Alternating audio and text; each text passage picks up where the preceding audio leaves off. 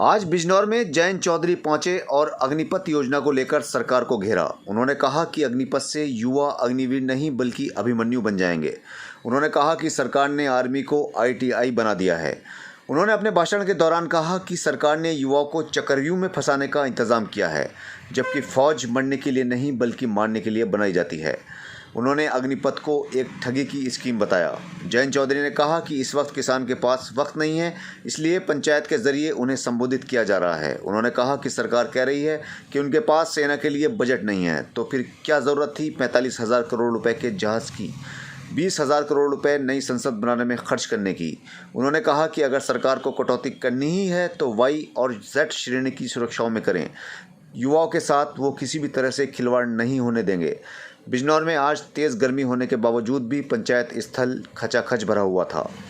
जयंत चौधरी जिंदाबाद, जयंत चौधरी जिंदाबाद, जयंत चौधरी जिंदाबाद, जयंत चौधरी जिंदाबाद, राष्ट्रीय लोकदल जिंदाबाद, चौधरी हम तुम्हारे साथ हैं। चौधरी जयंत सिंह, चौधरी जयंत सिंह, चौधरी जयंत सिंह, राष्ट्रीय लोकदल जिंदाबाद, राष्ट्रीय लोकदल चौधरी। अब मैं इसी क्रम को आगे बढ़ाते हुए हमारे बीच युवा नेता मुकदमे तक लगाने की सरकार की तैयारी है। इसलिए आप लोग आगे आइए। और आखिरी बात ये है कि हो सकता है हमारे देश का प्रधानमंत्री आज बहुत मजबूर हो सकता है हमारे देश का ऐसे मूर्ख क्या पता कितनों को मिलेगी, 25% देंगे नहीं देंगे ये किसी को नहीं मालूम है, क्योंकि ये कोई योजना ही नहीं तो घोषणा कर दी। योजना तो पीछे बनती है, मोदी जी पहले घोषणा करते हैं, फिर पीछे दौड़ लगती है और फिर साबित करने में जुटते हैं कि ये तो अच्छा फैसला। आपकी जेब कट जाएगी और बीजेपी वाले आगे कहेंगे कि तो बहुत अच्छा हुआ आपके लिए। आपको क्यों मेरी जेब कट गई, मेरा नुकसान हो गया, कि नहीं नुकसान नहीं, अब आप टेंशन फ्री हो। अब क्या तनाव लेना, बार बार आप हाथ लगाते थे मेरा बटुआ चला गया, बटुआ।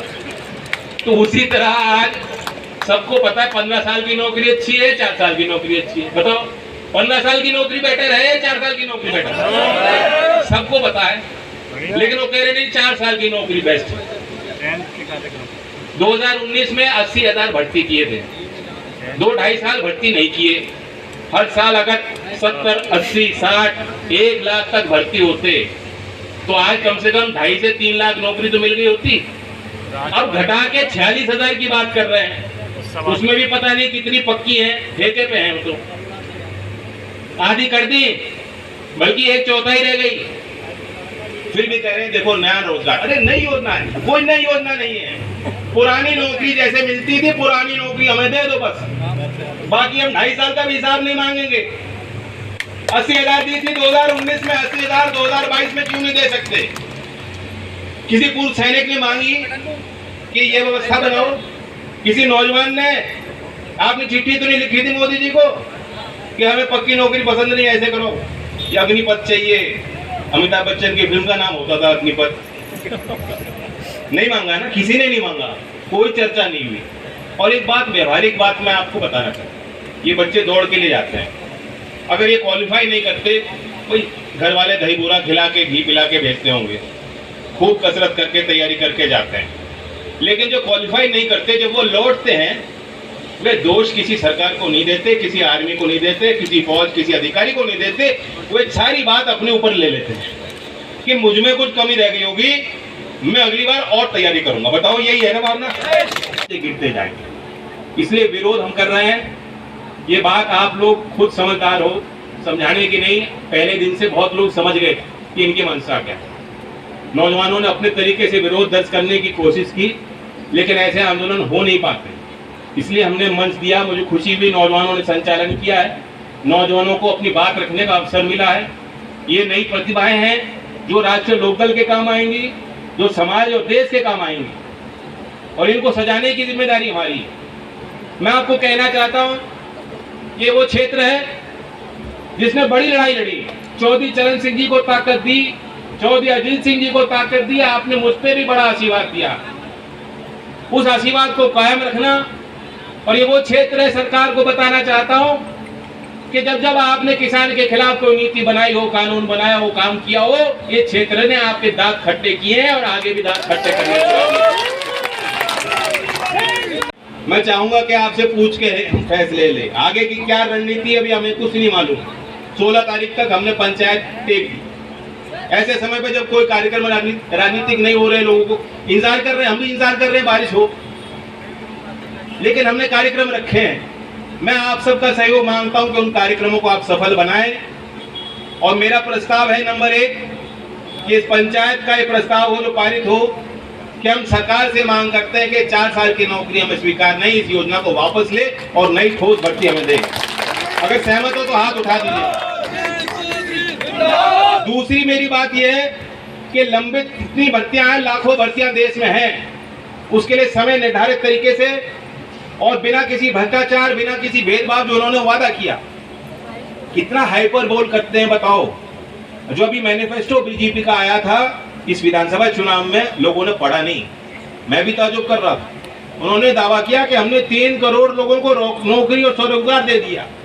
अब योगी जी कह रहे हैं हर घर में 1 को नौकरी देंगे, 1 को स्वरोजगार। 5 करोड़ नौकरी देने वाले हैं योगी जी। कैसे भरोसा कर लोगे? इनके समय समय पे बयान बदलते रहते हैं।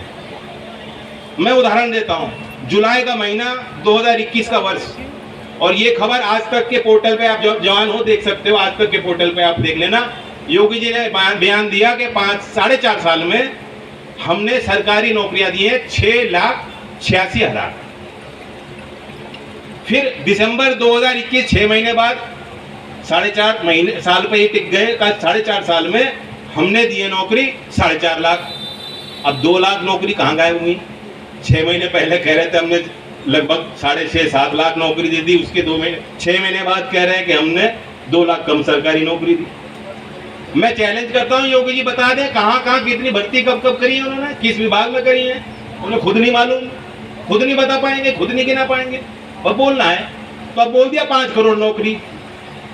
तो इन झूठे दावों को हम मानते नहीं। इसलिए मेरा प्रस्ताव है कि सही समय रहते समय होना चाहिए। कब इम्तिहान होगा, कब रिजल्ट आएगा, कब भर्ती होगी, ऐसी व्यवस्था सरकार को बनानी है, राज्य की सरकारों को भी और केंद्र की सरकार के। जो हमारे किसान हैं उनका पूरा सम्मान होना चाहिए, चाहे उनको बेहतर दाम मिले। गन्ने की पेमेंट की यहाँ समस्या है, बिजली की वसूली जो हो रही है, अभी किसानों ने लड़ाई लड़ी और आपको कुछ हद तक सफलता मिली है। सरकार ने जो आंदोलन आप कर रहे थे उसको माना, और आगे भी अगर कोई इस तरह की अवैध वसूली होगी, अगर गांव में बुलडोजर चलेगा तो हम मानेंगे नहीं। इसलिए मेरा तीसरा प्रस्ताव है कि किसान अपने संगठन को मजबूत रखें, अपनी आवाज बुलंद रखें। अगर तीनों बात से सहमत हो तो हमें आशीर्वाद दो ताकि ये पंचायत का सिलसिला हम आगे बढ़ाएं। धन्यवाद। जय हिंद, जय भारत। नाकामयाब हुए हैं। जब कोई सुधार होता है तो जनता को समझाने की जरूरत है। आप जिनके लिए कानून ला रहे हो उन्हें अगर आपको समझाना पड़ रहा है तो वाकई सुधार नहीं है। ये दमनकारी योजना आपकी नीति है, उसकी कोई स्वीकार्यता नहीं बन पा रही। लोगों को आसान सी बात समझ नहीं आ रही कि पहले जो 15 साल 17 साल नौकरी कर लेता था उसके बाद उसको पेंशन मिलती थी, सारी सुविधाएं मिलती थी। आप उस पर कैंची चला रहे हो, सुविधाएं काट रहे हो और फिर उसे बताना चाह रहे हो कि हमने अच्छा काम आपके लिए किया।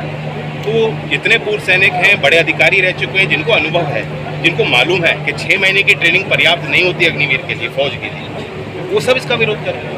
चुनाव से पहले बीजेपी ने अपने घोषणा पत्र में कहा था कि बेरोजगारों को नौकरी देंगे, इसमें आपका क्या कहना है? चुनावी अपने मैनिफेस्टो में सरकार ने ये भी दावा किया बीजेपी ने कि हमने 3 करोड़ को रोजगार और स्वरोजगार दे दिया, और अब वही आंकड़ा 5 करोड़ का बता रहे हैं। तो 3 करोड़ को दे चुके, 5 करोड़ को देने वाले प्रदेश की आबादी जो है 24-25 करोड़ की है। मतलब हर घर में इन्होंने 2-3 लोगों को तो नौकरी दे चुके हैं। तो ये तो झूठ का पुलिंदा है, सबको मालूम है। बुरी स्थिति है रोजगार को लेकर। अगर बुरे हालात नहीं होते तो आपने देखा कि ग्रुप बी, ग्रुप सी की नौकरियां निकलती हैं, बड़े पढ़े लिखे लोग आवेदन करते हैं, पोस्ट 10 होती है और आवेदन करने वाले हजारों में होते हैं। ऐसा क्यों? अच्छा, माफियाओं को बुलडोजर चल रहा है, क्या इससे आप ना इत्तेफाक रखते हैं कि ये गलत है?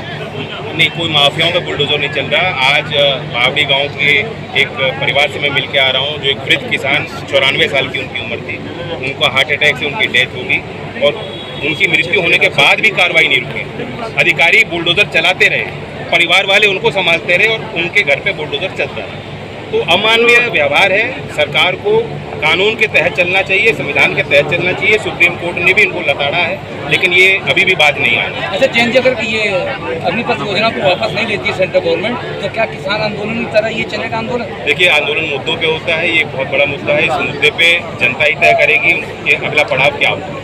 आंदोलन को क्या रूप देना चाहते हैं, जनता तय करेगी। हम पंचायत कर रहे हैं, हम अपने प्रस्ताव जनता के बीच रख रहे हैं। हमें अभी इस आंदोलन को बड़ी गति मिली है, समर्थन मिला है। ऐसे समय पे जब कोई पॉलिटिकल पार्टी काम नहीं कर रही, हम लोग जमीन पर हैं, और मुझे पूरा विश्वास है कि हम इतना दबाव बनाएंगे कि ये योजना रद्द। जयंत जी, बीजेपी और सरकार के लोग कह रहे हैं कि हमारी जो सरकार है वो किसान हितैषी सरकार है, तो क्या आपको लगता है कि बिल्कुल आय दुगनी हो गई और 15-15 लाख सबके खाते में आ गए और 14 दिन में गन्ने का भुगतान हो गया और किसी किसान के उत्तर प्रदेश में बिजली का बिल नहीं आ रहा। इन चारों पॉइंट पे आप तहकीकात कर लो, कितनी सच्चाई, दूध का दूध पानी का पानी।